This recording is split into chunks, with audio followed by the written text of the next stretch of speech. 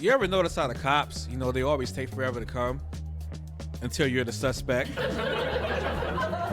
I'm outside behind the pawn shop at 2 a.m. I go into my tool bag looking for my crowbar. Didn't even get the bag open yet. Whoop, whoop. They're like, put your hands up. You got to call about a burglary. I'm like, there must be a mistake, officer.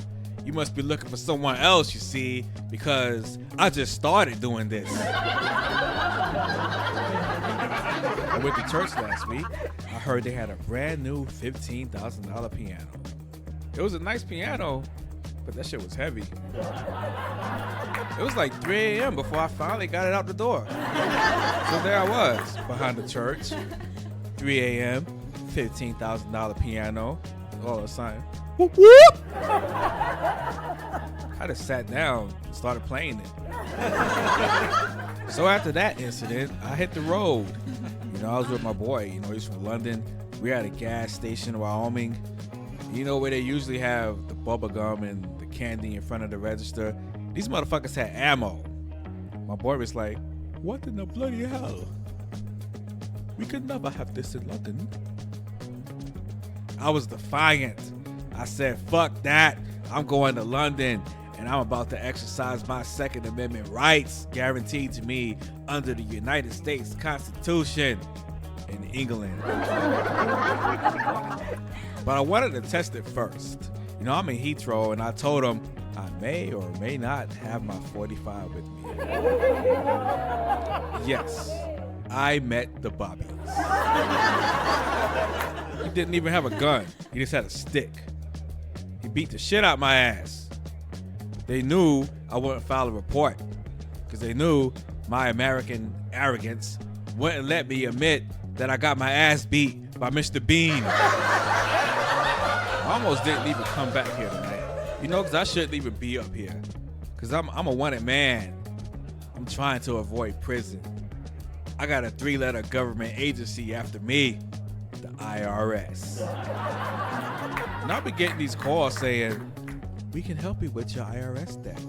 Don't fight the IRS alone. I tried to act tough, but I was scared because I knew that I cheated on my taxes. And I knew for damn sure a big bill was coming. I finally got the letter and I was nervous. I opened it up and those bitches said I owed 3 fucking cents. It literally said, bold, $, underline, you owe 0.03. They tried to scare me, threatening me and shit. They said if I didn't pay in 6 months, it'd end up being like 4 cents or some shit. You laugh, but I'm actually scared because I'm fucked. Because I don't have 3 cents laying around the house. I haven't seen a penny in 20 years.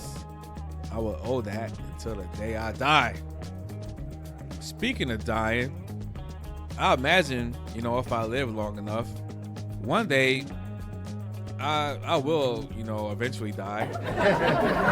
I pretty much, I dread dying. Not because I'm scared of death.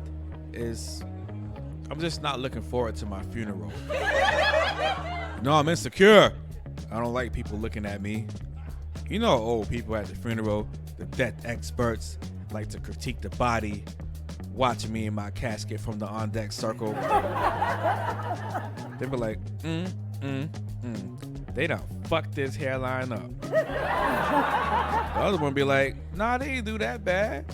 You can barely see the bullet hole. Then the pastor get up there and tell a bunch of lies. Get up there saying good things about the person knowing goddamn well they was a piece of shit in real life. Pastor's not supposed to lie. Why can't they just get up there and tell the truth? Like, God, we gather here tonight to say farewell to KimTaeJun. I just want to say, fuck that motherfucker. He fucked my bitch. The nigga ain't shit. As we bid farewell, I hope you send his ass to hell. Amen. I hate funerals and I hate funeral homes. I I used to live in a small town called Rose Hill, North Carolina. And in this small town, there's a black funeral home and a white funeral home. The old man, the owner of the black funeral home, with all due respect, I hope that nigga dead. Piece of shit. Business gets slow. He starts driving around town, ripping down all the stop the black on black violence posters.